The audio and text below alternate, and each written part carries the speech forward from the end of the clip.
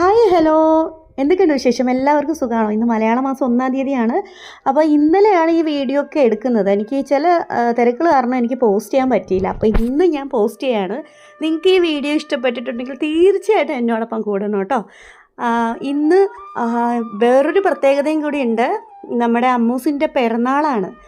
മോൾക്ക് അവിടെ എക്സാമൊക്കെ നടക്കുന്നുണ്ട് കലാമണ്ഡലത്തിൽ. അപ്പോൾ അതിൻ്റെയൊക്കെ ഭാഗമായിട്ട് രാവിലെ തന്നെ ഒന്ന് അമ്പലത്തിൽ പോകണം. അപ്പോൾ കിച്ചണിലെ പരിപാടികളൊക്കെ ഒന്ന് പെട്ടെന്ന് ഷടപടയെന്നൊക്കെ തീർത്തിട്ട് അങ്ങ് പോകാമെന്ന് കരുതിയിട്ട് രാവിലെ തന്നെ ചോറിനുള്ള വെള്ളവും കലമൊക്കെ വെച്ചിട്ടുണ്ട്. അരിയൊക്കെ കഴുകി അടുപ്പത്തിട്ടിട്ടുണ്ട്. അതോടൊപ്പം തന്നെ പുട്ടിന് മാവ് കുഴച്ചൊരു സൈഡിൽ വെച്ചിട്ടുണ്ട്. അപ്പോൾ അതേ പുട്ട് റെഡിയായി. പിന്നെ സാമ്പാറിനുള്ള പരിപ്പ് വേവിച്ച് കഷ്ണങ്ങളൊക്കെ ഇട്ട് ഒറ്റ വിസിൽ സാമ്പാറും റെഡി. അപ്പോൾ പുട്ടും എല്ലാം പുട്ടും കറിയുടെ കാര്യം ഞാൻ പറയുമ്പോൾ ഞാൻ എന്തായാലും ട്രിവാൻഡ്രത്തുകാരിയാണ്. നമ്മുടെ നാട്ടിൽ പുട്ടും പരിപ്പോ എന്നൊക്കെ കേൾക്കുമ്പോൾ ഒന്ന് നെറ്റി ചുളിക്കും കേട്ടോ ആരായാലും. കാരണം ഞാനും ആദ്യം പുട്ടും പരിപ്പോ അതെന്ത് കോമ്പിനേഷനാ എന്ന് ചിന്തിച്ച ഒരാളാണ്. ഇവിടെയൊക്കെ പുട്ടും പയറ് കറി, ചെറുപയർ കറി എന്ന് പറയും. അടിപൊളി ടേസ്റ്റാണ് കേട്ടോ. നമ്മളവിടെ പുട്ടും പയറും പപ്പടം അങ്ങനെയല്ലേ, പക്ഷേ ഇവിടെ അങ്ങനെയല്ല. പുട്ടും ചെറുപയർ കറിയും നിങ്ങളൊന്ന് കഴിച്ചു നോക്ക്, 2 പപ്പടവും കൂടെ കൂട്ടിക്കോ. അപ്പോൾ ഇവിടുത്തെ ബ്രേക്ക്ഫാസ്റ്റ് പുട്ടും ചെറുപയർ കറിയും പപ്പടവുമാണ് കേട്ടോ. അപ്പോൾ ഇതെല്ലാം ഞാൻ ഉണ്ടാക്കി വെച്ചിട്ട് രാവിലെ തന്നെ ഈ പറഞ്ഞ മഹാദേവ ക്ഷേത്രത്തിൽ പോകണം. പിന്നെ എല്ലാ മാസം 1-ാം തീയതി ചേട്ടനും ഞാനും അങ്ങോട്ടും ഇങ്ങോട്ടും കൈനീട്ടം കൊടുക്കാറുണ്ട് കേട്ടോ. ആ ഒരു പരിപാടി ചേട്ടൻ വീട്ടിലുണ്ടെങ്കിൽ നമ്മൾ അങ്ങോട്ടും ഇങ്ങോട്ടും ചെയ്യാറുണ്ട്.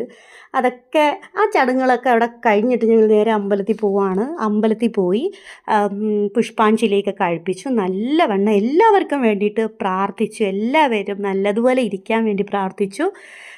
പിന്നെ അമ്പലത്തിൽ നിന്ന് കുറച്ച് നേരമൊക്കെ അവിടെ ഇരുന്നിട്ട് തിരിച്ച് വീട്ടിൽ വരണം. തിരിച്ച് വീട്ടിൽ വന്ന് കുറച്ച് പരിപാടിയും കൂടി ഉണ്ട്. കുറച്ച് ചാള മീനുണ്ട് ഗൈസ്. അപ്പോൾ അതൊക്കെ ഒന്ന് നന്നാക്കി മസാലയൊക്കെ തേച്ച് ഉച്ചയ്ക്ക് ചേട്ടന് ചോറ് കൊടുക്കണം. അപ്പോൾ വന്ന പാടെ തന്നെ എനിക്ക് ശരിക്കും ഒന്ന് വിശന്നു കേട്ടോ. അവന് ചേട്ടനും ബ്രേക്ക്ഫാസ്റ്റ് കൊടുത്തു.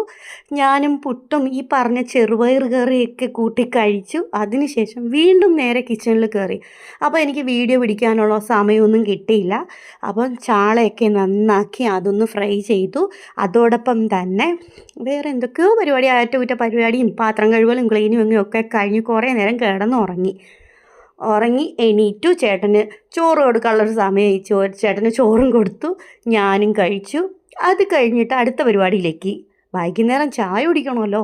ചായ കുടിക്കണം. പെട്ടെന്ന് തന്നെ പഴംപൊരിയും കട്ടനും അതും ഉണ്ടാക്കി വെച്ചു. അതും ചേട്ടന് വൈകുന്നേരം ഒരു 3:30-4 മണിയൊക്കെ ആയപ്പം കൊടുത്തു കേട്ടോ. പിന്നെ അത് കഴിഞ്ഞ് 1:30 മണിയായപ്പോൾ ചേട്ടൻ വീണ്ടും ഡ്യൂട്ടിക്ക് പോവുകയാണ്. അങ്ങനെ ചേട്ടൻ ദേ പോണു. അപ്പോൾ ബൈ.